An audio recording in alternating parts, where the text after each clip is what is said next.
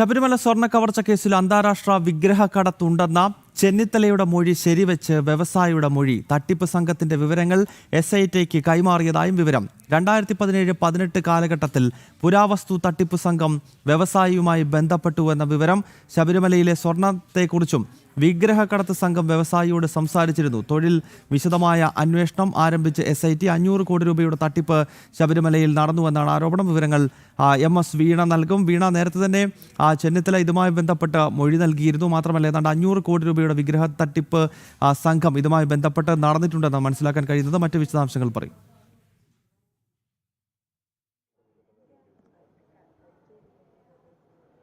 ഗൗതം, ഈ ശബരിമല സ്വർണ്ണ കവർച്ച കേസുമായി ബന്ധപ്പെട്ട് മറ്റൊരു പ്രധാനപ്പെട്ട വിവരങ്ങളാണ് പുറത്തു വരുന്നത്. അതായത് ചെന്നിത്തല പറഞ്ഞ വിവരങ്ങൾ ശരിയാണെന്ന് നമുക്ക് പറയേണ്ടി വരും. കാരണം ചെന്നിത്തലയ്ക്ക് ഇതുമായി ബന്ധപ്പെട്ട് മുൻ ആഭ്യന്തരമന്ത്രിയാണ്, പ്രതിപക്ഷ നേതാവാണ്, കോൺഗ്രസ് നേതാവാണ്. രമേശ് ചെന്നിത്തലയ്ക്ക് ഇതുമായി ബന്ധപ്പെട്ട് പ്രവാസി വ്യവസായിയാണ് ഇത് സംബന്ധിച്ച വിവരങ്ങൾ നൽകിയത്.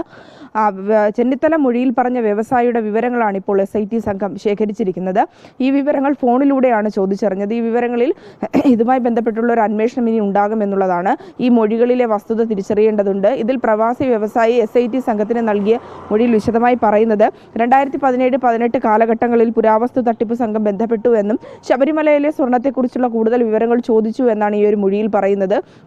അത്തരത്തിൽ ഇതുമായി ബന്ധപ്പെട്ടുള്ള ഗൂഢാലോചനകൾ നടന്നു. ഈ പ്രവാസിക്ക് ഇതെങ്ങനെയാണ്, എവിടെ നിന്നാണ് ഈ വിവരങ്ങൾ കിട്ടിയത്, ഇതൊക്കെ കേന്ദ്രീകരിച്ചുള്ള അന്വേഷണമായിരിക്കും തുടർന്നുണ്ടാവുക.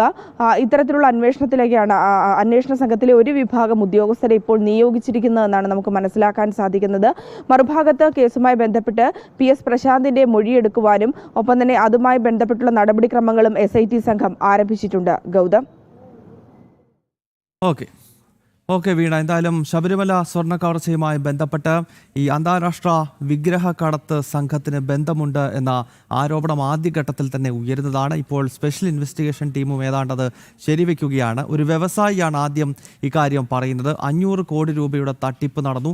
2017-18 കാലത്ത് പുരാവസ്തു സംവിധാനങ്ങൾ ഇത്തരത്തിൽ തട്ടിപ്പ് നടത്തുന്ന സംഘം തന്നെ ബന്ധപ്പെട്ടു എന്നാണ് ഒരു വ്യവസായി പറഞ്ഞത്. അതുമായി ബന്ധപ്പെട്ടാണ് ഇപ്പോൾ അന്വേഷണം ഈ നിലയിലേക്ക് എത്തി നിൽക്കുന്നത്. എന്തായാലും ലൈവ് റിപ്പോർട്ട്സ് ഇവിടെ അവസാനിക്കുന്നില്ല. 11 മുതൽ 12 വരെയുള്ള സമയം അനിൽ നമ്പ്യാർ പ്രേക്ഷകർക്ക് മുന്നിലേക്ക് എത്തും. നന്ദി, നമസ്തേ.